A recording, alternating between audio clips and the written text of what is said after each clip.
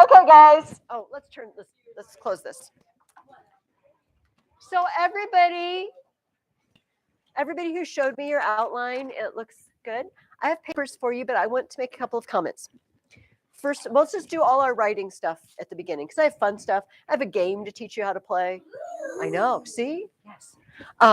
So let's do the writing stuff first. So I have, I don't know. I was going to say good news and bad news, but I'm not sure if there is good news. No, it's fine. It's fine. First of all, for some of you, I am marking something called a comma splice. Some of you, if this doesn't apply to you, don't worry about it. And sometimes on your papers, when I change things like that, I try to write you a little explanation, but I have a lot of papers to read, and sometimes I get tired of writing the explanations. Do you know what I mean? So it's just easy to explain it to you. This is what do you know what it means to splice things together? What does it mean to splice two things together? Somebody raised their hand. To merge them. So back in the dark ages when I grew up, there were things called cassette tapes. That's how we listened to music, and it was tape. Have you ever seen a VHS tape? Do you know what I mean by that? Yeah. Okay, so it has tape inside, but sometimes you play it over and over and over because it's your favorite cassette tape, and it breaks. So you have to splice the tape together. You get some Scotch tape, or if you're fancy, you get a kit, and you can put it back together. A comma splice is when we do that with sentences. Instead of my favorite music tape being broken, my sentences should be broken in some way, but you've spliced them together. For example, the sun was hot. I drank some lemonade. Because it was hot. Yes. So some of you recognize this immediately. How many sentences have I just written? I have written 2 sentences. Think about it. The sun was hot. Does that make sense all by itself? Yeah. I drank some lemonade. Does it make sense? Yeah. So I can't just splice them together with a comma. I have choices though. I can do this. The sun was hot, comma, so I drank some lemonade. Or, and I drank some lemonade. Would but work here? Yeah. The sun was hot. Oh, you know what? I didn't think of it that way, but you're right. The sun was hot, but I drank some lemonade. So no. Fabulous. Would or work here? No, I don't think so. That would not be a good choice. Well, but Oren said, the sun was hot, so the idea is, so I am hot, but I drank some lemonade, so now I'm not hot anymore. Okay, that would work. We have another option. Hey, at the back. You're so far away from me, so we can't have conversation. We'll have conversation later. We can put a semicolon here. And I like semicolons. I use them too much because I love them so much because they're dramatic. The sun was hot. I drank some lemonade. And it just has a drama to it. And so I like that. You can do any of those things, or you could just stop the sentence with a period and start a new sentence. The sun was hot, period. I drank some lemonade, period. But this is the one thing we can't do. Does that make sense to everybody? So if I circled a comma and told you it was a comma splice, in the future, I may just call it a CS, a comma splice. And so I know that you will not remember, and then I will hand you a paper and you will say, what is a CS? And I will just say, it's a comma splice. And you will say, I remember. Are there any questions about that at all? So be careful putting your sentences together. I have discovered, this is going to sound like an old lady, like I'm correcting you. No. A little bit, but a lot of young people are not really great with their punctuation anymore, and they're not really great with their capital letters anymore. And I think it's because you text people, and you don't. Yeah, I'm taking some online classes. I'm part of a group, and we were discussing this last night, that older people tend to put all their caps and punctuation in their texts. I'm just saying, I'm just making an observation that when we write papers, we don't want to do that. Okay, here's the news though that you're not going to want to hear, but you need to hear. So if you are handwriting your papers, they need to be neat. They need to be neat. Now, I realize that people have different skills. Not everybody is a calligrapher, doing fancy, prints that they're going to sell to people. Not everybody has that skill, but we all can be neat. And I think sometimes when we're not neat, it's because we were in a hurry. We just didn't care. All right. If that is not true, if you have a hand condition that makes you not able to be neat, I accept that. I have a shortness condition that keeps me from being a professional basketball player. Many other things keep me from that too, but so we aren't all equal in our skills. But be as neat as you have the ability to be. And here's the news for everyone. I sometimes assume people know things that realize things they don't know. It's okay. When you write a paper, you should never give me the first paper that you write. I know. Like there should be a final draft. There should be a rough draft and a final draft. Exactly. Do you see what I mean? So do you guys know that there's a place in Rock Island called the Carpellis Museum? And they have manuscript. It's a manuscript museum. And I went over the summer because they had letters from J.R.R. Tolkien and Hemingway and stuff. And I'm like, I want to go see these, and Dickens. And so if you look at some things that great writers have written, their first draft, it's just marked all up. If you've ever seen the original Declaration of Independence, things are crossed out and scribbled out and words are changed. And Ben Franklin got in there and apparently he did some editing because Ben Franklin can't stay out of anything. And so rarely when we sit down and write something is it the best we can do. Does that make sense to you? Rarely. So here is my advice. Write what you're writing. Okay, so this is Wednesday. So say, so you're gonna turn your outline into a paper. Say Thursday and Friday of this week, you turn that into a paper, and then just don't look at it over the weekend. Don't do anything, and then go back to it. Go back to it on Monday and say, I don't know, do I like the way that sounds?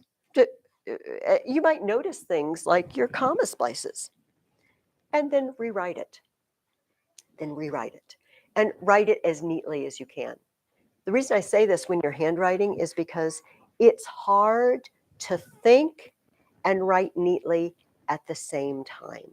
Have you ever noticed this? If you're trying to get ideas and they come into your head so fast and you're trying to get them down on the paper, right? Before you forget. But if you're just copying something out, it turns out a neater product. So I cannot come to your house and make you do it that way, but I have sent an email out to your parents, the weekly email, just suggesting that this is the best way to do it. We just don't do our best work at the first shot, including the greatest authors on earth. We don't do our best work on the first shot. So, write and then let it sit for a day. When you come back, you will notice things. All right. I'm probably not talking to all of you. If you're Mrs. Ferguson, I'm already very neat, and I do a rough draft and a final draft, then I'm not talking to you. But what we want to do here together is be better writers. I want to be a better writer too. And I find that I rarely do a good job when the very first things that come out of my brain and go onto the paper. They need to be looked at and messed with. Yes. So that is computers are so convenient because we can get rid of things we don't like easily. However, they also say that handwriting is really good for your brain. It does something different than typing, which is interesting. Yeah. Jonathan, Warren, Owen, you guys. Billy. Did I miss? Did everybody get a paperback that thought they were going to get a paperback? Did I write anything on your paper that you don't understand?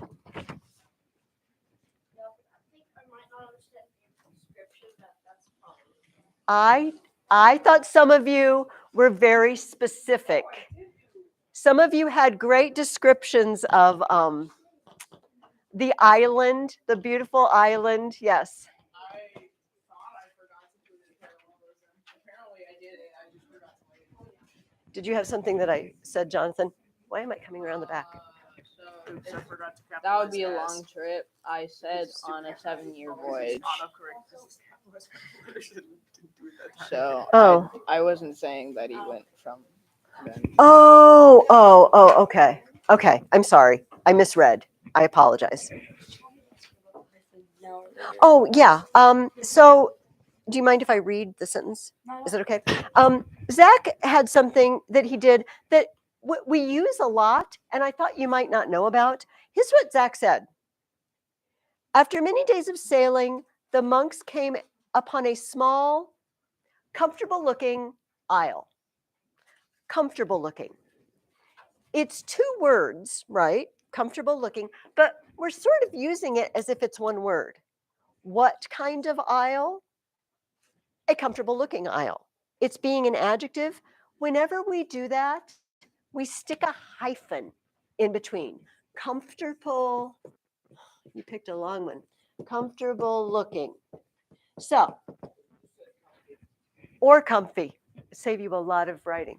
Here's an example. Jaden and Nathan are having an interesting looking conversation. I know. I'm sure you are. So, what kind of conversation? Interesting looking. It was a.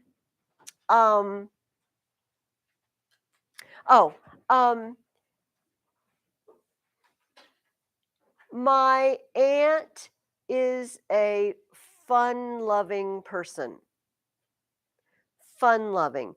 You see, fun and loving are 2 words. Well, but Jaden, we can make any word we want with. See, this is the beauty. We can turn any 2 words that we're using to describe. It was an ice-covered road. Or more than 2. Let's. Yes. Chocolate ice cream topped. We can hyphenate the whole thing. But be careful. Let me go back to my ice-covered road. I can say this. It was an ice-covered road. This is legit. Hyphen. But if I say the road was, no, it would be the same. Ice-covered. Yeah, that's a bad example. I'm trying to think. The road was dangerous. No, I'm going a different direction. Let me think. Why can I never think of an example when I want it? You can only do this when it's being used as an adjective. And in that case, it would be the road was ice-covered. What kind of road? Ice-covered road. All right, you know what? We'll let it go. If an example pops into my head, I will give you an example where you shouldn't hyphenate. So sometimes in books where it's like there's kind of like an author's sense of humor, it's like they take like they say it's this kind of apology, like I'm sorry I killed your friend apology or something. Oh, yes, and hyphenate the whole thing. Yes, so you can be very creative with hyphens. You can it's like you can make your own adjective by putting words together. And when you hyphenate them, you're saying all of these go together. They are acting as one idea describing a noun, but it has to be describing something. It can't just be, you can't just randomly start hyphenating words in your papers. Does that make sense? Why I hyphenated that? Okay. I want you guys to take your outline about Charlemagne and the robber. And I want you to write it up this week. But we are adding something new. Because you're so good at parallelism. We are going to keep the parallelism we've been doing. Still do that. But we're going to add something. It's another kind of parallelism. We're going to have two kinds now. We're going to have parallelism 1. This is the parallelism with words that you've been doing. We're also going to have parallelism 2 with phrases or clauses. What is the difference between a phrase and a clause? Go for it, Zach. A clause can stand alone if you stand. Not always. Unless the clause is a definitive clause. You are so on the right track. Yes, but I want to tweak that definition a little bit. Yeah, Oren. Phrase has no noun or verb, but a clause has a noun and a verb. It is usually, well, no. A phrase is usually just part of it. Yeah. Isn't it? It's hard when you think you know something, but it's very hard to define something, isn't it? You guys, we're going to combine what you guys said because very good. A phrase doesn't have both a subject and a verb. A clause has a subject and a verb. A clause may be able to stand alone. A clause may not be able to stand alone.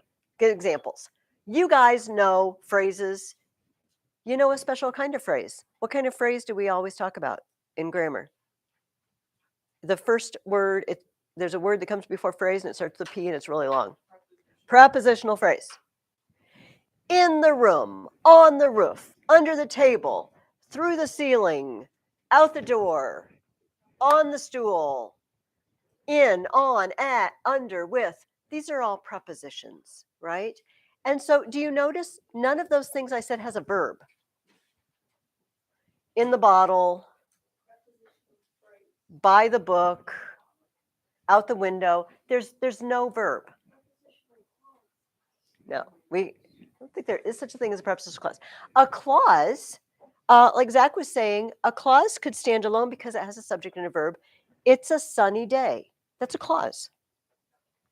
It is technically the subject. It is, and day is the predicate noun. But listen to this and tell me if it's a complete sentence. Although it is a sunny day. No. Why is that not a sentence? You added an although at the beginning. But what makes it not a sentence now? Because now it has a conjunction. It needs. That's not a conjunction. Say it, Jonathan. What does it need? Well, it has a verb. It needs something. What? Why? Think about what it means. Then it doesn't make sense. Although it was a sunny day, that's just cutting it off. I know, because what do I want to know? Although what? It makes me think, okay, tell me more. Although it was a sunny day, what? You brought an umbrella, you had a terrible day. What happened although it was a sunny day? It leaves you waiting for more information. When I eat ice cream, that is not a complete thought, right? What we're going to do with our parallelism is we're going to use 3 phrases or clauses. For example, Caleb jumped off his seat, across the floor, and out the door. And 3 prepositional phrases. Clauses are a little trickier and they make a very long sentence, as you can imagine. Although it was a sunny day, and although I was feeling wonderful when I woke up, it's a double one. And although it's another good thing. Although my favorite music was playing on the radio when I drove in, I had a terrible accident on the way here.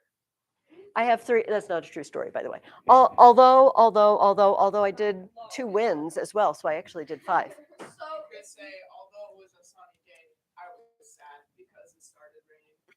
That's 3 because although it was May when it Yeah, but it doesn't have. That's not the spirit of what we're doing. So, parallelism is an idea of more than one thing running on the same track, like parallel train tracks. So it doesn't have to be although every time. Although it was a sunny day,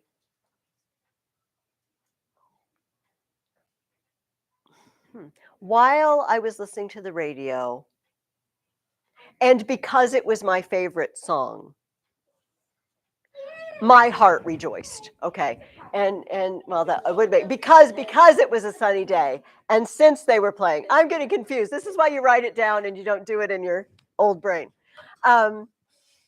So 3 phrases or 3 clauses, and Oren, do you see that the clauses? It's more like they belong together. They all support each other instead of a dependent clause and then an independent clause and then another one that don't have any relationship to each other.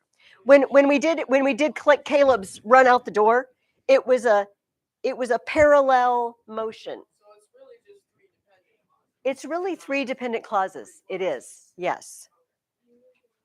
I would like you, hey guys, back of the back. I would like you to mark the first one we've been doing P1 and the second one P2. And then I can find them both just in the margin. Yeah. So would it be acceptable if I said,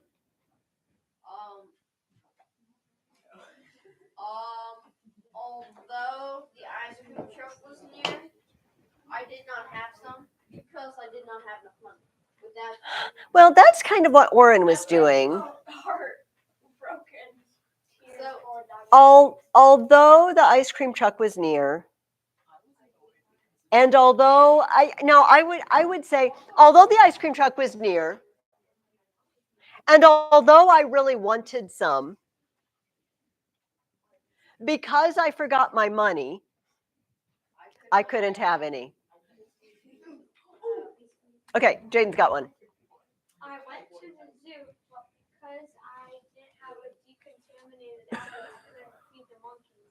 When you do parallelism, do you want to do it? Okay, but that would be only one. No.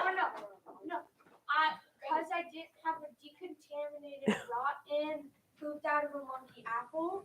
Oh, now you've done both. You've done both parallelism in the same thing.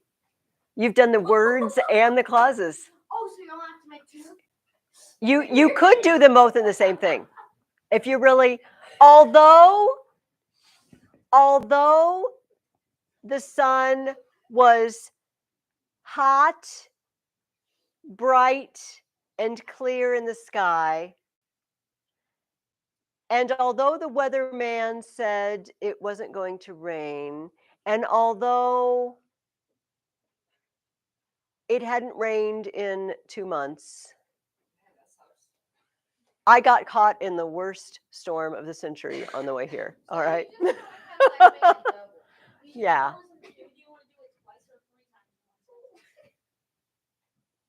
I'd like it to be 3. 2 sounds a little bit just like an accident, but 3 sounds like you're being really clever. Both kinds, both parallelisms. You can do it, but can you see why I said maybe you don't want to try to make up your story and do your parallelism in the same draft? Maybe you just want to write the story and let it sit aside and then take a look at what you've written and say, oh, this would be a really good place for that parallelism.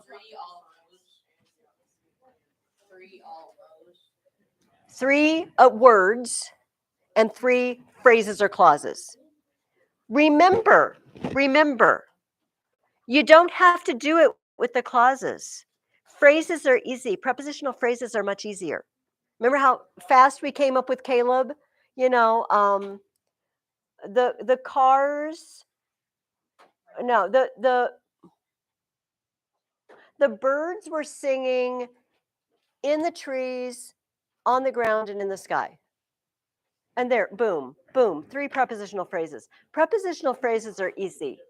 If you want to be fancy and do the clauses, that's wonderful. You don't have to. Coming up with 3 prepositional phrases is usually pretty easy. All right. Does that make it sound better? A little less threatening? Okay. Well, there's no bonus points for doing clauses instead of prepositional phrases. It does. It makes you sound it makes a nice long sentence. Do you guys, here's the important thing. Do you guys have any questions? Do you understand what I'm saying? Okay. So I want you to write out the story of Charlemagne and the robber with P1 and P2. We're doing what again? Yeah, because this week we were only doing the outline. And I'm guessing you wrote it out, but you probably didn't put P2 in. So that's wonderful. You've done your rough draft. Now you can do your final draft. Yes, that's what we should do every time, whether we use a computer or not. All right, Oren. I will give you a speech later about how using computers not is good for your brain, but we will save that for another time. However, you're not wicked if you do. I use one myself. So before I leave writing and we move into the Vikings, which everybody wants to do, are there any questions at all? Not any questions. Any questions about writing? Don't ask me any questions at all. Just about writing. Okay. All right. Then that's your first assignment for this week. I would like you to bring that back next week. This week I had you read about the Vikings. Why don't you get your reading questions out on page 11 in your book? Good for you. The first question you probably could answer without reading the reading. The first part of it. For what, I put it in quotation marks, profession are Vikings generally known? What do Vikings do? Say again. Say it loud. Pillage. Say it, Jaden.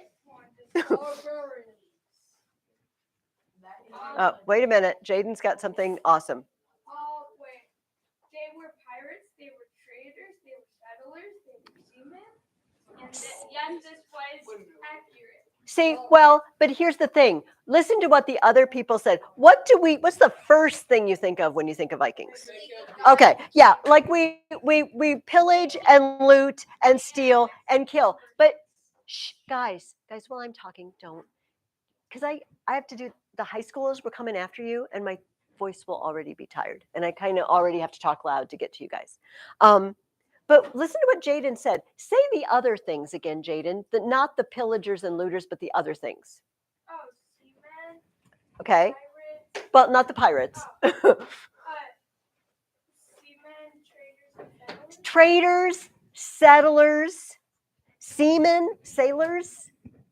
They were all of these things. So when we say Vikings are looters, pillagers, and pirates. I thought they were crazy lumberjacks. But Lumberjacks. That's Canadians.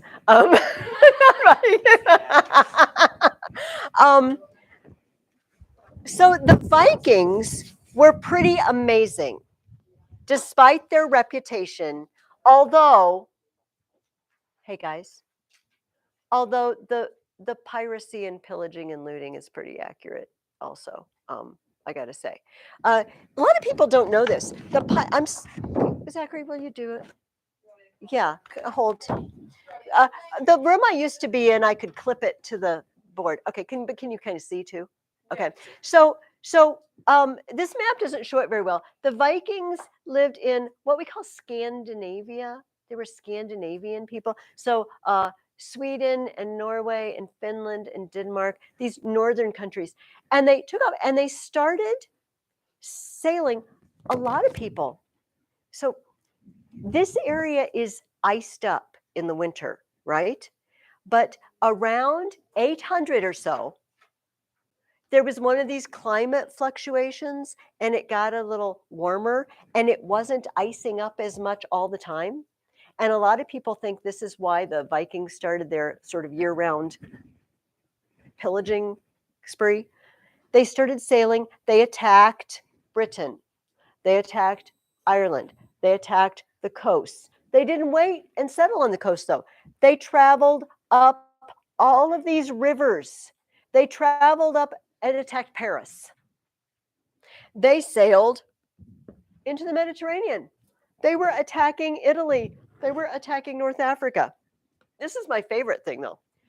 They came up here and then went down rivers all the way to the Black Sea and ended up in Constantinople. In fact, thank you. I will let you sit down. Have you ever noticed that Russian people, although most of Russia is in Asia, they don't look like other Asian peoples? Russian people look European. Do you know what I mean? They don't look Asian because they're Vikings. The Rus, the people that lived there called them the Rus. We don't know why they called them the Rus. Some people think it was the word for they were blonde hair, blue eyed, with rosy cheeks, ruddy complexion, like they're rosy complexion Rus. But this is why Russia is called Russia. The Rus, they're Scandinavian. They were Viking people that came and mingled with the people already living there.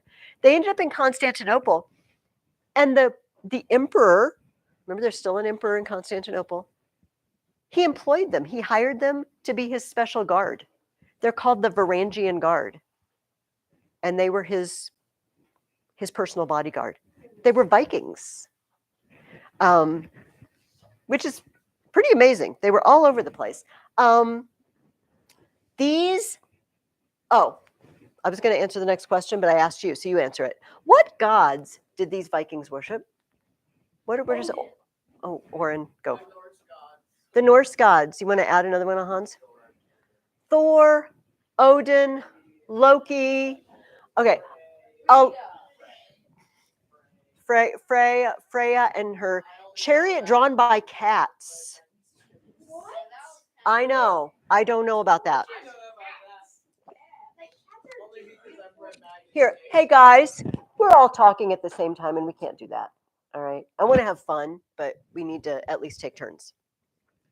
Yeah, the gods that you guys know about from Marvel movies, honestly, are these the Avengers? Okay, there's two groups and I can't keep straight. Yeah. That's the only story I automatically knew. Oh, here's Thor, Odin, there's Loki, yeah. Mm. Then there's his weird sister. We're gonna read about Beowulf this next week, but the week after we're gonna start a book all about these stories. This is called The Children of Odin, and it's all the Norse stories. And you're gonna find out Loki is a total jerk, also in the stories. Yes. I've never watched the Avengers movie. What? It's okay. You're probably, Jaden, you're probably smarter than the rest of us then. Don't worry about it. If you're not familiar with them, you will be. Hey guys, you're having a conversation again while I'm talking. Please stop. Thank you. In other words, were these people Christians? No, they were not Christian at all. And so they swept through Europe, pillaging monasteries. Oh God, do you remember a couple weeks ago? Did I bring in that book of Kells? Yes, All I right. actually watched the movie. It was so good. Did you watch The Secret of Kells? Awesome. And Aiden, wasn't Aiden the guy who had the prism? Brother Aiden, he's an actual historical person that the high schoolers were just talking about last week. Yeah, bad news, the Vikings burned it to the ground. Yeah, exactly. And you saw that in The Secret of Kells, didn't you? The big Norsemen, the Northmen coming. It was very scary. Yes. Your mom. I mean, he lived though. Yes. He lived. So these monasteries that made these beautiful manuscripts, gone, destroyed. Yeah, all that was like crap. Yeah, it was terrible. And It was like burned like a toast. Like a real physical and mental roast. It was terrible. Yeah, it was sad. So be serious with me for just a minute. Hey, Jaden, be serious with me for a minute. We talked about the fact that in Ireland and Britain, they were the brains of Europe for a while. They were producing the books. They were copying the books. They all got burned down. This is the moment, maybe more than even the fall of the Roman Empire. Things got really dark for a while because the places that were the brightest lights got burned. Can you imagine? Let's just stop for a minute. This is what it was like. We're sitting here. We're having our little talk where it's lovely. And we hear suddenly that some group of people is pillaging and looting Peoria and burning it to the ground, and they're headed this way. And we already know they have destroyed Champaign and Bloomington, and they are coming. You can grab what you can and get out as fast as you can. If you stay, you're probably going to get killed. If you live, you're going to have lost everything. And you've got as much time as it takes for them to march here from Peoria. You've got a day. You've got 2 days. What are you going to do? Are you going to stay? And not to mention, grandma and grandpa are kind of old and they're not going to take traveling very well. What do you do? I hope not. Shh, shh. I want to hear what you say, but one at a time. Can you picture it? This is what life was like for a while. Oh my goodness. They're right next door. They're headed my way. We're going to lose everything and we're probably going to die unless we get out. But where do we go? Where do we go? Because they go everywhere. It must have been horrific for the people in Europe at that time to know these people were on the rampage. I'm painting a very bleak picture because this is what they did. But Jaden also said they were settlers and traders. Let's not forget that. So let's rehabilitate them slightly. I'm confused too, Oren. I don't know. Because Dorothy Mills tells us on page 104 that the Vikings settle in Iceland. My map isn't big enough to have Iceland on it. So you guys know Europe, and you Iceland, Greenland, North America, right? Stepping stones. In their travels, they went to Iceland and they settled there. They settled in Iceland, and Dorothy Mills says they had small independent settlements. In 930, they established a parliament, a government system, like a senate. This sounds very civilized. It doesn't sound like a bunch of pirates to me. The Norse word for court, it's funny, is ting. It's spelled like thing, but they pronounce it ting, yes. And the parliament was the Althing. The Althing passed a great many laws, though the freedom-loving independent Norsemen did not trouble to keep many of them. Well, there you go.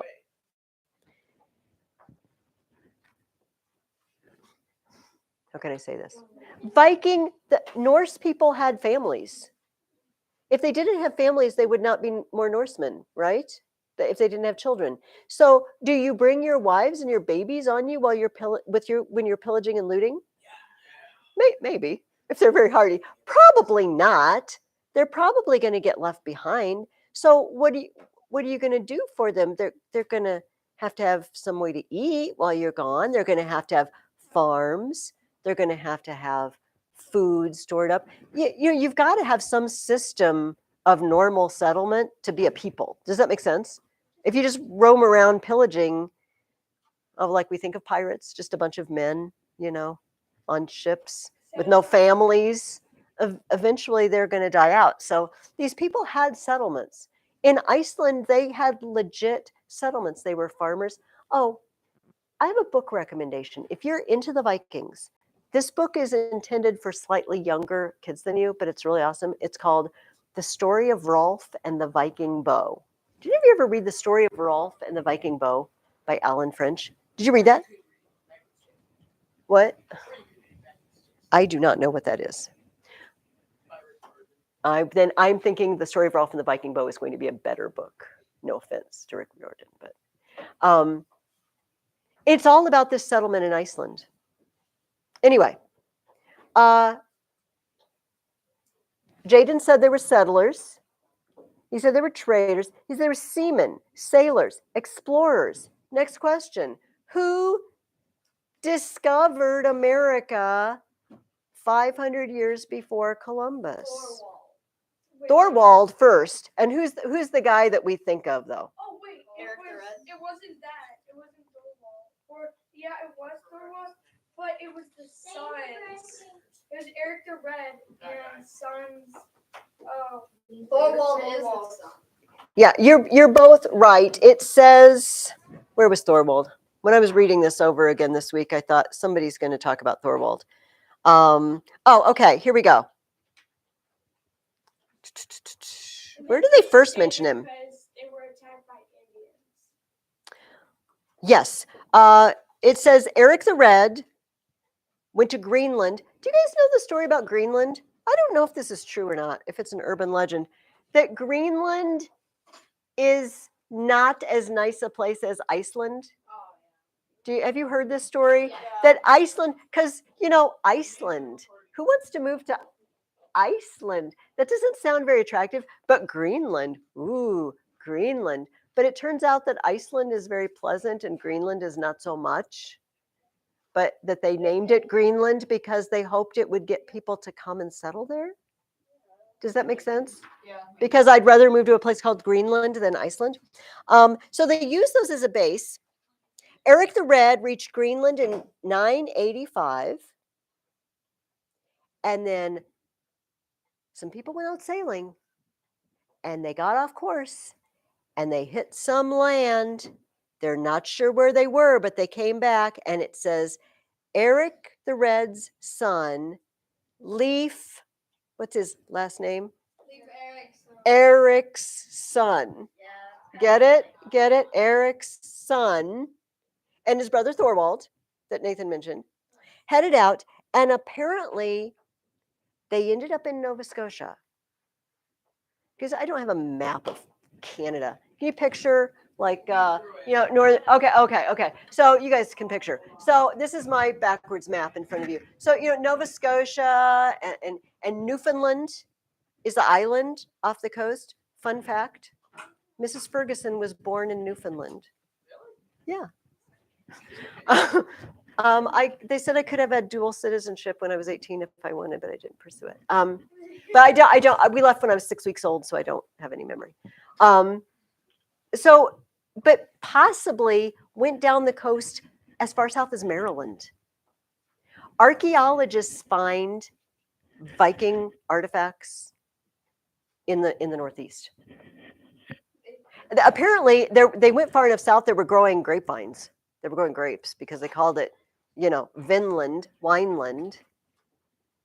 But yeah, the natives did not take kindly to the Vikings moving in, and killed a couple of them, killed Thorwald, and drove the rest of them off. And then they wrote it down. That's why we know about it. But these were not a Christian people. They were not Christianized for a long time. And so their writings weren't really known to the rest of Europe. So we didn't really know. Like, oh, there's land over there. They found something over there. And it wasn't until, the age of exploration in the 1500s where they're sailing up the coast and they found it again. So in that case, do we like the Vikings because of that? They're awesome because of that. That's a point. If we're keeping score, negatives and positives on the Vikings, that's a point in their favor. Oh, well, you know what, Oren? Killing, looting, and pillaging, that's a lot of negatives. They get a lot of negatives for that. I already blew up the next question. I'm so sorry. What was the Viking? Oh, and it will happen again too, Oren. Yes, Jaden. Okay, tell me again. What was Viking life in?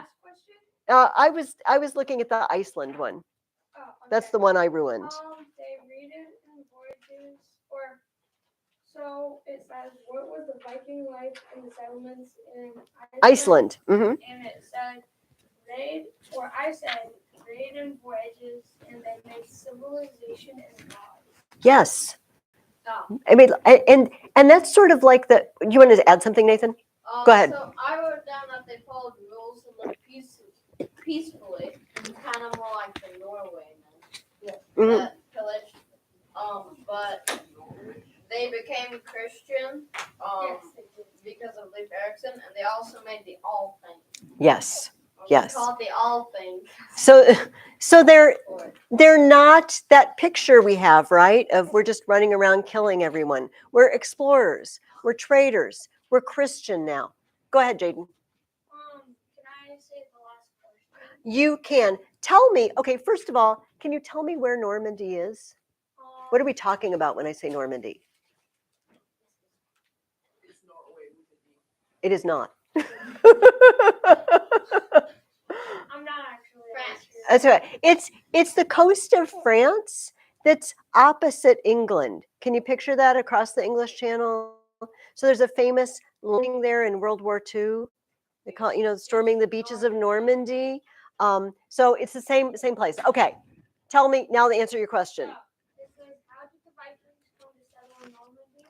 So the king of the West Franks made a treaty.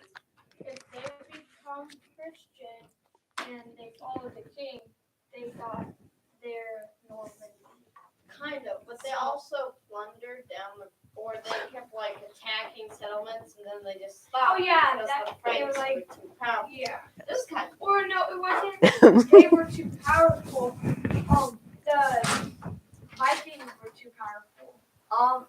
Or that was the reason why they got Normandy, but the Franks were too powerful, so they didn't keep moving them, so they would have kept attacking. I love this. It's a debate over the Normans versus the Vikings.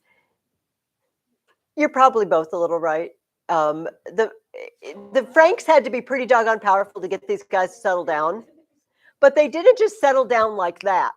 You don't. Okay, so I am Rollo the Viking, and I have just had a meeting with the Franks, and he has offered me land if I will settle down. And you're my Viking crew, okay? And I come and I say, hey guys, we're just gonna live here now. We're gonna stop looting and stealing and pillaging. You're like, what? But that's so fun. But that's our lively. We're gonna starve if we don't loot and pillage. You're not very happy about that. You're not gonna do that immediately. But yes, Rollo the Viking cut a deal. Jaden, Rollo the Viking cut a deal with the Franks. We will give you land, said the Franks, if you will just stop burning our monasteries and stealing our stuff. And they did. And in my Dorothy Mills book, I don't know, they're not all exactly the same. We have a little family tree. And our family tree goes from Rollo, who becomes the Duke. And my book, it's on page 106. And a little over 100 years later, a descendant of Mr. Rollo is a man we know as William the Conqueror. We will read about that in a few weeks. This man took over Britain. He took over England. He's a Viking. He's a Viking. He's a descendant of Rollo, which is very cool. If you got a dot after your name, that means you're actually important. You have a what after your name? If you have a the, You do. then you're definitely important. It definitely. And if you get to be the great, you're the pinnacle. But although Oren, the high school kids though are reading right now about Pepin the Short. And then later on there's Charles the Bald. And then my personal favorite, Charles the Fat. And now I want to know if we would rather be the short, the bald, or the fat. Like I'm the short, probably other things too. All right, archaeologists have done a lot of work learning about Vikings, and my son went to Norway a few years ago, and went to the museum where some of this stuff is. The Vikings like to bury people in their ship. See, that's the right response. What? What? Because that's a big hole. To dig a hole for a person, dig a hole for a ship. We bury the whole ship when we bury a Viking, an important Viking, and we lay him out in the ship with all his cool stuff and his weapons and his armor and treasures, and we bury the whole thing under a mound, a barrow, and we don't even need a stone to mark it because it's now a huge hill. Yeah, Nathan. So I'm pretty sure in this one story they did that to a captain. Wait, it was. Dang it, I forget. But my mom made me read it. About the Vikings, and so they were sailing down, pillaging, plundering, all that stuff. But then the leader died. But they only had 2 boats. So then they all had to crowd onto one boat. And it made life a whole lot worse. Well, I can imagine. Just because they did that. They could have spared him, but they decided to. But why? What's the reason of it? Why do they What, bury in the boat? That's a big Isn't it boat. cool, That's a lot. Jaden? Isn't it cool? Isn't that a good enough reason? I think it's way cool. Smell bad. No, So- I think it's cool because then they're leaving it so other scientists could dig it up. But I know that's kind of cool. But still, you could have made life a whole lot easier. Out burying it.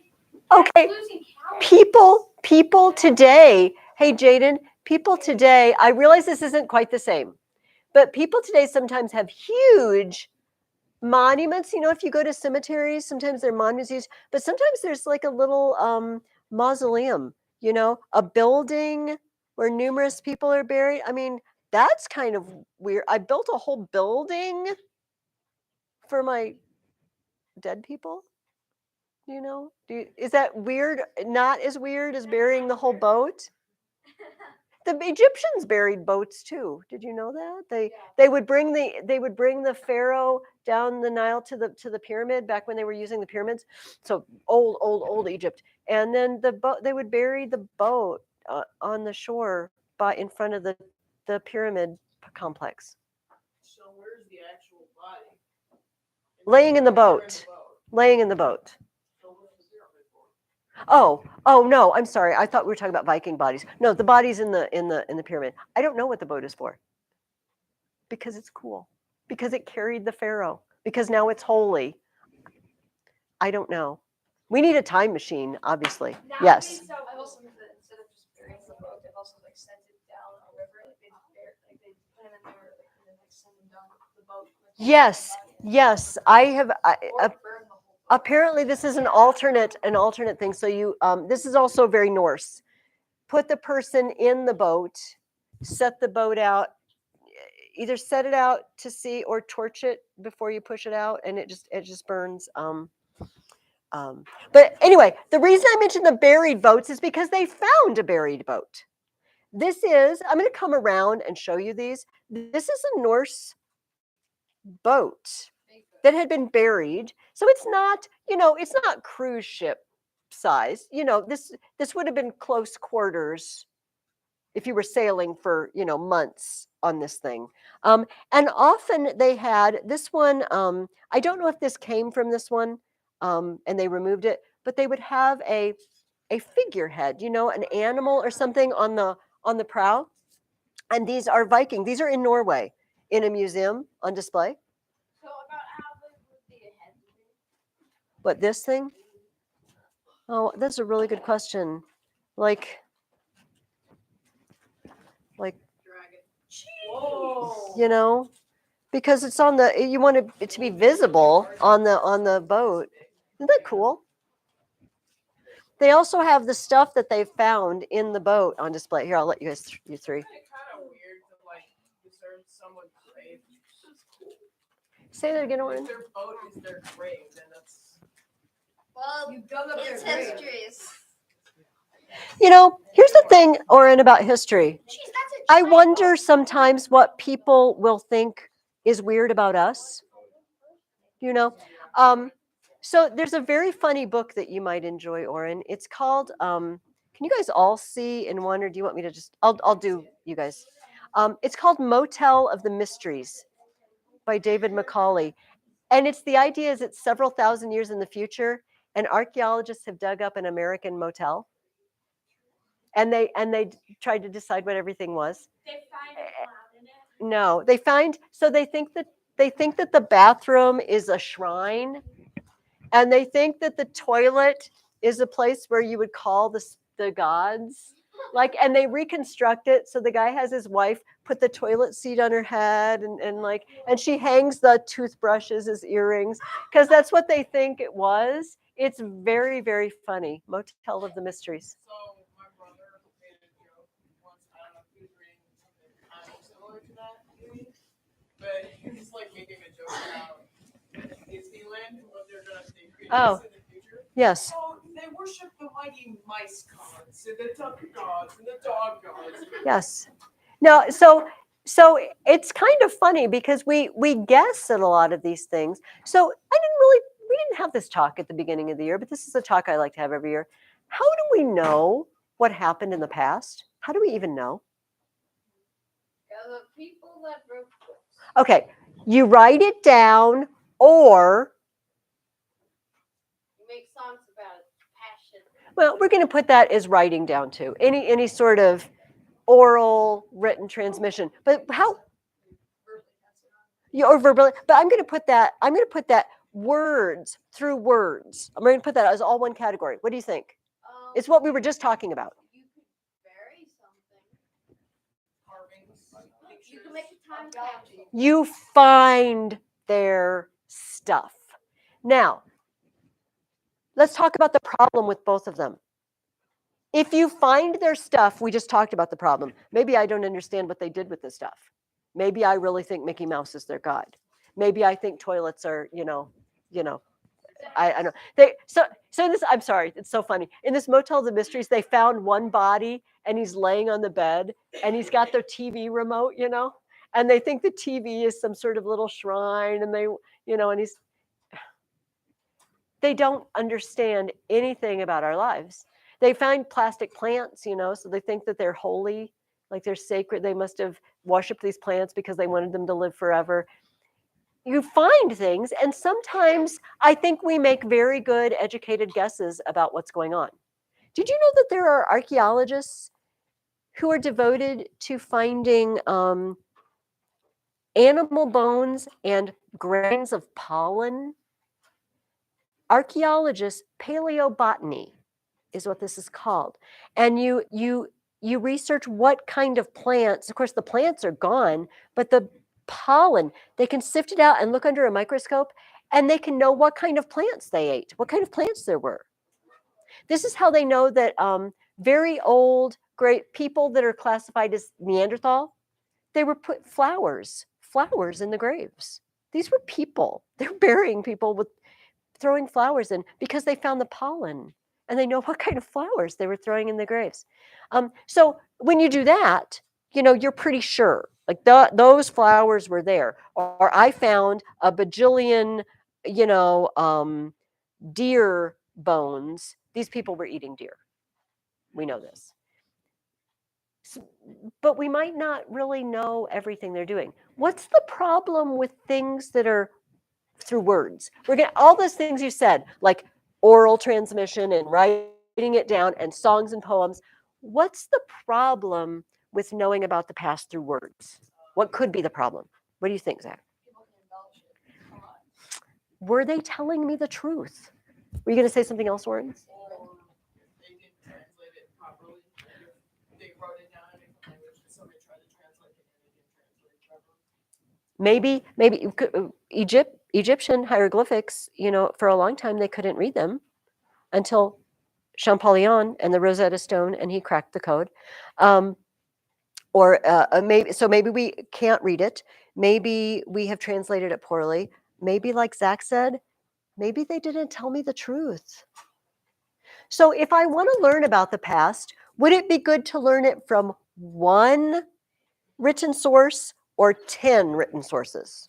10. Because I'm going to come closer to the truth because maybe all of them didn't embellish or maybe not in the same way. So it's very, very good. Very good. It's something for us to always keep in mind when we're talking about the past.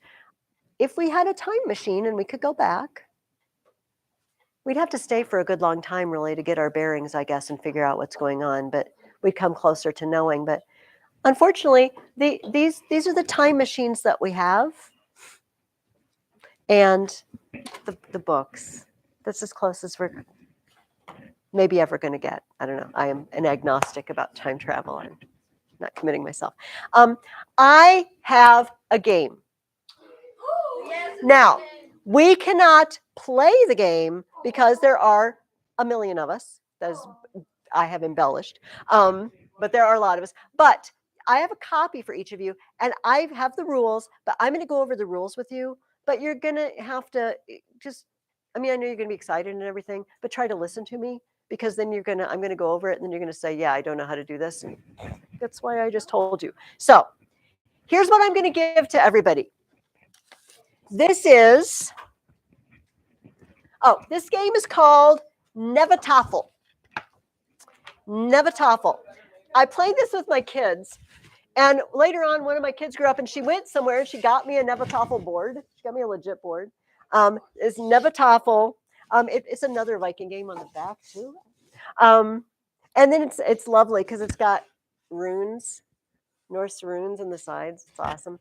I'm not giving you a wooden Nevatafel board. I'm so sorry. You get a paper one. But what I'm going to do is give you this. It's the board and the pieces. Now, here's the first thing I'm telling you. What is he complaining because he's not getting a wooden one? Oh, you don't want to cut him out? Well, then you don't want to play the game very much, do you, Jaden? Okay, so here's what we did. I glued this one to cardboard. You can use, this is a little harder to cut out because you cut cardboard, if the cardboard's really thick, your hand gets tired. You could use just cardstock, the thick kind of paper that you can get at Target or Walmart or whatever.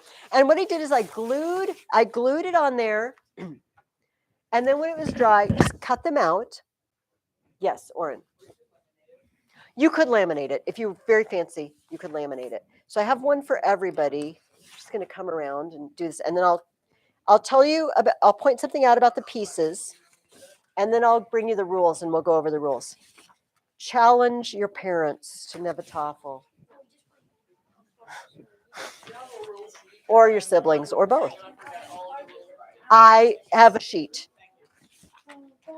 Because Oren, I would too. No, we're not going to do it now. Don't start cutting before you glue it to something hard. I would cut them out and then laminate it. But you know what? It's your deal. I can only give advice. I cannot. All right. So everybody, may I stand over you, Juliana, and look at yours? Everybody look at the game pieces. It is very similar to chess. Okay, look at the game pieces. Is everybody looking at the game pieces? Okay, so do you see that some of them are kind of black in the middle and some are light colored in the middle? Yes. Can you see that? Does everybody see this? Okay, so the white ones are the one side and the dark ones are the other. But listen, this is what my family did. Because we thought what didn't show up as well, we took colored pencil and we colored one of them. I didn't bring my game pieces, but if you want to color code them, if that's not a big enough difference, you can just color one of them in lightly. Look in the upper left corner. He's different, isn't he? He's the king. Wait for the rules. You will find out. The king, and do you notice there's more black guys than white guys? No, I didn't notice Good. So there's 2 rows than 1, 2 rows than 1, 2 rows than 1. So there's twice as many of one side as there are of the other side. Does everybody notice this? Okay. All right.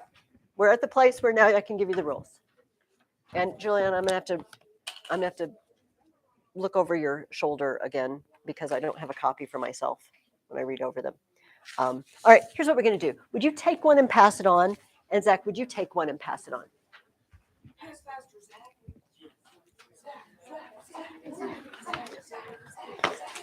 I have lost control. I never had control today. Let's just be.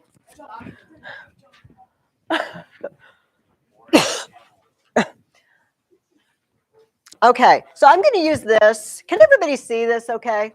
Since it looks exactly like yours instead of my wooden one. And I need glasses. I don't know. I think there are multiple versions of the game. This board came with a whole packet of various games you can play on both sides. But it didn't come. We had game pieces, just like marble, like flat marble things that we use for other games. So we just use those. Okay, we're going through the rules. What? Nevatafel. It is. Nevatafel. And I apologize. I scanned the rules. Oh, you can put that down. I scanned the rules and I cut off a couple of letters on the left-hand side, but it's still understandable. I apologize. Okay, and a little the edge of the board. Okay, rules for Nevatafel. The game is played with a king and 12 defenders against 24 attackers. Now you know why there's twice as many of one as the other. The king has 12 defenders. The other side are the attackers. Okay. They start the game as laid out in the diagram. So your game board has these spots. This is where the people go. So the attackers, boom, boom, boom, boom. The king goes in the middle, surrounded by his defenders. This makes sense, right? You would be surrounded by your defenders. They're defending you. Is that clear? Okay. The attackers move first, always. There's no pick a number to see who goes first. The attackers always move first. All pieces move along a row or a column, any number of spaces. No diagonal. No diagonal. So they're all rooks. Yes. They're all rooks as far as you want to go. One spot across the whole board. Doesn't matter. That's one move. Wait, can another piece get in the way of one piece? No. Like chess? No, Oh, because so this is like the next. This is listen to the next. I mean, you go like no, so no, this guy here, and then you can go all the way through all these. no. That I'm saying the no to the other way. Look at the next one. A piece cannot land on another, nor may pieces jump. Why don't we hold the questions until we get to the end? Just it might make it easier. So you cannot land on another piece. You cannot jump over other pieces. If there's someone there, that's where your move stops. Are we good so far? So it's easy enough so far. No piece but the king can occupy the center or the corners. Nobody can sit on those 5 spaces except the king. The cool pattern ones. Yeah. Can just a regular piece move across the center? Like, so you can go on any door. If there's no one there. Yes. So for instance, if there was a guy, like, here, I'll just hold it up. If there's a guy right here, Mhm. I couldn't go past him. no, you can't go through people. Okay. If there's someone sitting there, you have to stop. But if there's no one in this column and I'm right here, Yeah. can I go over this? So here's Zach's question. If this is open, there's nobody here. Can you pass through the center? Yes, you can. You just can't stop there. You can't stay unless you're the king. And can you do angles, like hit the corner? And No. Okay. No turning. Okay. A piece is captured by surrounding it on 2 opposite sides along a row or a column with 2 pieces of your own. So if I am here and you move somebody here and somebody here. The moment you move your piece over there, I'm gone. You remove me from the board. This, both sides do this. Likewise, if I'm here and you move your piece here and then you move a piece in here, I'm gone. So if somebody is squished, then they're not. If somebody's squished. However, this is not squished. So squish. Opposite sides. And then the minute that happens, you remove that piece from the board. And it kind of come back like chess. No, there's no coming back. Yes. Oh, sorry. Or Xander. Capture a piece diagonally, like could you? I mean, like, could you have a circle in the middle and then somebody right here and somebody? No, right here? no, no. There's nothing happens diagonally in this game. Yeah, Xander. Oh, okay. Does that make sense? Okay. So that's how you capture. It is sometimes possible. I'm on the next rule. It is sometimes possible to capture 2 or 3 enemies separately. That is, not 2 or 3 enemies in a row against other pieces of your own in a single move. This is what they mean.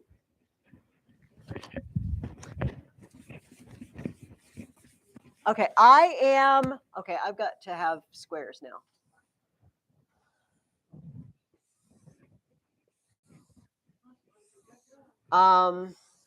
Okay, do I have enough? I think so. Okay, I am here. And, and I am here too. And I'm not paying very much attention, you know. If I can do this. And you are here, and you are here. And I'm just not looking. I'm I don't know, snacking, whatever. And you can probably see it. And you are here. And your move comes and you just move right there. Boom. You have now trapped me in a row. I've just lost this guy and this guy in one move because I wasn't paying attention. Yes. So if the bottom X was across from the middle X, that If it were, to the left, to the right 2, and then up 2. you mean if, the, No, to the right 2. So oh, up 2. Yeah, right there. And then you had an O. Well, and then the middle X was not there. So there's an X there, and then there's O's next to both of the not middle X's, here, and the other one too. That. here. Yeah, there.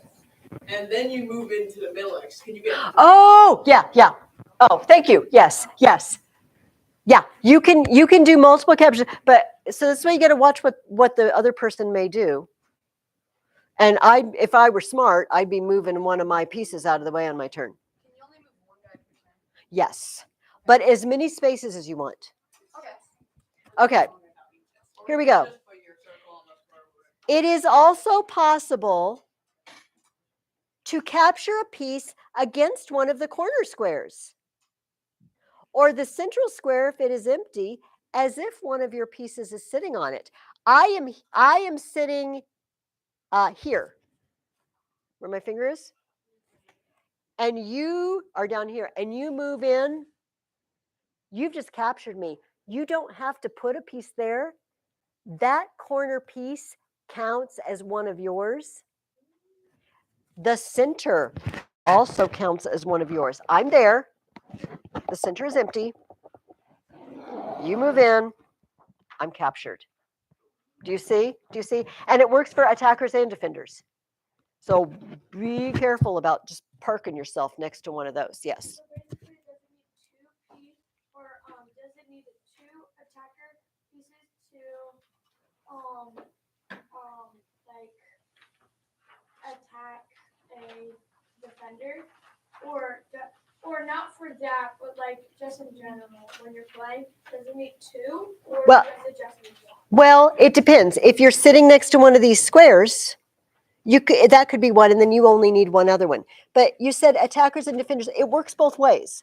If I'm a defender, I can attack an attacker. Do you see what I mean? Just because we're saying attacker and defender, the defenders are with the king, they're on the king's side, but they can capture attackers just like this. So you need two, unless you're using one of these special spaces as the other one. Hans, yes. So the corner pieces, can it be the attacker or the defender to capture someone? Yeah, it works for both sides. Okay, the king, here's the rub.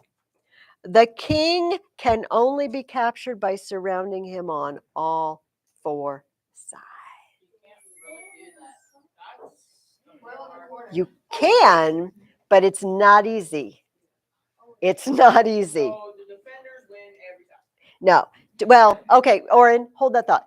To win, the defenders have to get the king to one of the corners. He starts here. You got to get the king to one of the corners. If you do, you win. The attackers win if they capture the king before he escapes to one of the corners. That's it. That's it. So, what Oren said, it is hard to capture the king. So, it is generally the procedure that you play 2 rounds. That you play, I'm the attacker, you're the defender, and then we switch it. I'm the defender, you're the attacker, to give us both a chance at the one that's a little bit harder. Jaden. So I know how or that we can attack all 4 sides, like up, down, Mm-hmm. both sides. But can we go right here, here, here, and here? You mean, can you sit there on those spots, Oh, or no. can you move No, there? To win. Can we go right here for the 4 sides? Oh, no. Diagonal is not a thing at all. Nothing happens diagonally in this game. Yes. No. Okay, I'll let you know when I remember. Okay, it's all right. Just say it. When you remember, just say it. Yeah, Oren. I'm just making sure. Okay. I kind of forgot what you guys said. Pieces cannot go through other pieces, right? Right. This is right. Okay, can I go up to the board too? Yes, do it. Okay. Here's a. Thanks. Okay, so if I'm in, let's say I'm in this case, and we'll just do the X's and the O's. I'll just do it. So this is the well, let me think here. It would be this is the center. Okay. So I'll write all the last there. So then you have your king in here, Mhm. the circles, Mm-hmm. and then you have a circle here, a circle here, a circle here, and a circle here. And then you have an X here and an X here. Is the king out? Or No, because it has to be. Like, what if it was like this was an X and this was a circle? Because then the king can't move. No, just the fact that the king can't move doesn't matter, because at the beginning of Just move the game, the king can't move. The king is surrounded by his defenders at the beginning of the game when we set up the board. It has to be O or XXX. It has to be, I guess, it has to be 4 enemies on the 4 sides. Got it. Does that, Yes. because so you can see that if you're a defender, you need to rapidly move your guys out of the way, because the king can't get anywhere until you start moving. And what can happen is the attackers can come and start surrounding you and make it so you can't move. And then it might end up being a stalemate. If nobody can move. Like, we can't get to the king because he's surrounded by defenders, so we can't capture him. But the king can't move because you've circled him. That doesn't happen very often, honestly. But you can see, the defenders immediately have to start. I mean, you've got to move somewhere. You don't have to move very far. You can move just one space, in your turn. But unless you get out of the way, you can't get your king anywhere. My family has found it good to fake out the opponent. So you start sort of clearing out the way, and make them think you're going to one corner, but in the back of your mind, get a path that you can get to in like 2 or 3 moves.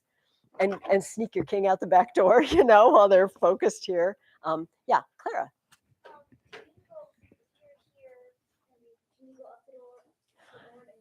Not in the same move. That would be two moves. So you can't turn in the same move. But you can, in one move, you could go here. And then your next move, you can go here. Does that make sense? Okay. Yeah, Asher. Yes, the king can participate in capture. It's Vikings, they're killing. No, the king can move as far as you want to. This is why if you've cleared out a space, you know, and your kid, you faked out your kid, you're going here, and then you've got a way to, you know, like boom, boom. And once you get to one of these spots, I mean, they can't stop you. Like you've won in the next move because you can get the king up to one of these spots. They can't block you, and you can get there. So if I can move across, you're done. I got beat by my kids plenty of times. I should add that since it's being recorded for posterity. You know what? There are, if you Google Nevatafel, there are strategies, just like for chess, there are Nevatafel strategies websites. If you get really into it, if you want to make sure, if you know and know how to spell it, which is kind of tricky. Okay. Does that cover it? Can anybody think of another question? No. If you are playing the game this week and you, I mean, obviously you'd be in the middle of the game, but if you want to call me or email me and say, this came up in a game, what do we do about this? I will tell you. But I really think that covers all possible things that can happen. All possible problems are addressed by one of those rules. Sorry, I cut the edge off of those. But so happy gaming, Viking gaming. Also, just a note, people who only loot and pillage and steal don't invent board games and play them. Right? That's kind of a settled sort of thing, you know? You have to have some leisure time, some relaxing time to play board games. This shows us that the Vikings are not only pillagers and thieves, but they were that. They were that. I can't sugarcoat it. All right. For next week, in addition to your Charlemagne and the robber story, I would like you to read Chapter 7, Part 1A. It's really actually very short. So, you know, some chapters have parts. We've seen that. Chapter 7 has a Part 1 that has parts. It has an A and a B. So it's called Anglo-Saxon England. That's the section. It's in your reading guide. When you get to the last question and you've answered all the questions, then you're probably about done with the reading. So probably you shouldn't read the next section. If you do read ahead, it won't hurt you though. Yes, Nathan. Well, actually, we're going back. We're going back to the rest of chapter 6. I scrambled it up because I didn't like the way they told the story. I didn't like the order in which the story was being told. So we're going to go back and talk about what's happening in England. Then we're going to talk about the Vikings hitting England. All right. So we will visit, but hey, guys, we got 10 minutes left. We're not done. So don't get excited. Because I want to tell you about the next book, and then I want to say a little bit about Arabian Nights, because we finished the Arabian Nights, and some of you made a comment as you were coming in. For next week, we are reading this book, Beowulf the Warrior. Yeah, and you know what? It's got pictures. It's got pictures. It's easy. It's easy. So, I want to show you guys something. Yes. Ian Suriler. I don't know how to say his last name. Suriler. It's on my Amazon list. So hopefully that's why I put it on there. I hope, and I put the author. I want to show you guys something. So since you're going to read this poem, Beowulf is a very, very old poem. So old, we don't know who wrote it. We don't know where it came from. We found it in manuscripts in a library in the 1800s. They found this poem buried with some other manuscripts in a library in England. It is written in Anglo-Saxon. This is the people that you're going to read about this week in Dorothy Mills. The people that you're going to read about wrote this poem. And this is English. You know, we speak Anglish, the language of the Angles, although we speak it after 1400 years of changes. I want to show you what the beginning of this poem looks like in Anglo-Saxon. It's English. I promise you it's English.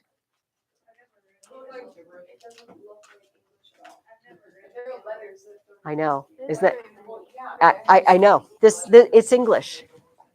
Russian have like 7 extra letters. This is Anglo-Saxon. Like a double N or a triple I know. I know. upside down. Yeah, that's what he said. This is Beowulf in Anglo-Saxon. what? We Gardena I'm hoping to be able to take this language someday. When my Latin and Greek get really good, I'm doing Anglo-Saxon. What? No, you can't read this without training. It is English. Oh, they have diphthongs. They have diphthongs. Look at the first word. The AE. We're very excited. We're very excited today. Yeah, have you? East, we Gardena in Gardagon. So this is the ancestor of the language we are speaking right now. And that's what Beowulf is written in. Beowulf is the story of a man against crazy monsters. I mean, over the top crazy monsters, 3 of them. And that's all I'm going to say. And enjoy. Just enjoy. It is not. It is not. Not this one. It's about Beowulf. And then we'll move into Thor and the rest of them. All right. Stay with me for a couple of minutes. Like I've lost you. I lost you from the beginning today. We're all so excited about something today. I don't know what's going on. Wonderful. I always like to hear that people are excited to leave me. You finished Arabian Nights this week, and a few of you said, but we didn't get to find out how it ended. I will tell you. After a, can I talk now? You know what, Oren? It's going to be my turn. After 1,001 nights, 1,001 stories, the Sultan, the Caliph said, okay, she can live. I like her stories well enough. You know, I've gotten used to her. And maybe all women aren't crummy. Maybe I'll let this one live. And they lived happily ever after. I know. Isn't that? So, moral of the story, learn good stories because they may save your life someday. I don't know. That's probably not the moral of the story. Here's something I want to point out. The stories that you read this week, we read a story about a guy's wife who sneaks out at night and eats corpses. That was nice. We read a story about a vase of olives that a guy hid gold underneath and went traveling, you know, one of these trips that last forever. And it just looks like a vase of olives, but it's not just a vase of olives. We read about a horse that looks like a real horse, but it's not. It's enchanted. And if you turn a little pin, it just takes you wherever you want to go. And then we read a story about a woman who was married to the Sultan, but her sisters got married to the cook and the baker or something like that, and they were jealous. And so they lied about her. And it was another one of these stories where we're going to get rid of your children, but they were saved and raised, you know, by somebody out. We know this story. And so they were the children of the king, but they didn't look like it. You want to add something, Nathan? You know what? I would like to see a story where, like, they're jealous, but the kids don't make it. And they find out something. Because that's just like. That would be a sad story. Did they say what happened to the two sisters? They were executed. They were executed at the end. So here's what I noticed.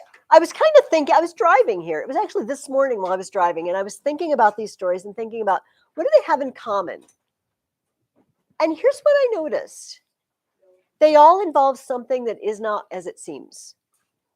Something is not what it seems to be. And I wondered, it's my turn. I wondered if life is a little bit like that. Do you think there are times when things are not what they seem to be? If that's why we like stories like that. Here's what I thought of. Think of acorns or any kind of seed. It looks like trash, honestly. It doesn't look very exciting. It's a tree. It's a plant. It does not look like what it is or what it can be. I was looking at the clouds in the sky. When I was a little girl and I would fly in an airplane, I wanted to get out of the airplane and walk on the clouds when we would fly above, because I was little. Okay. But it looks like you could. But that story would not end well. Get out and walk on the clouds. Don't do that ever if you have the opportunity. I wonder if we live in a world where everything is not as it seems. And I need to let you go, but let me leave you with this. God became a human being. He was not what he seemed. And he said, his kingdom is not of this world. This world is not what it seems. The Old Testament prophets would say things like, Elisha said, open my servant's eyes. And there was an army, God's army in the sky. Angels surrounding them. Everything is not as it seems. So when you're having a bad day, everything is not as it seems. Remember that. I feel like we need to hold on to that. And even though these people weren't a Christian people, I feel like deep down, we all kind of know that everything isn't totally the way it seems. There's more going on here that we can't see. So thank you guys. Enjoy Beowulf. Bring me your story next week. You may go. Have a great day. I feel like the first two stories were a lot of adventure, and the end were more romantic and things like that. Or if not romantic, like. Yeah, I really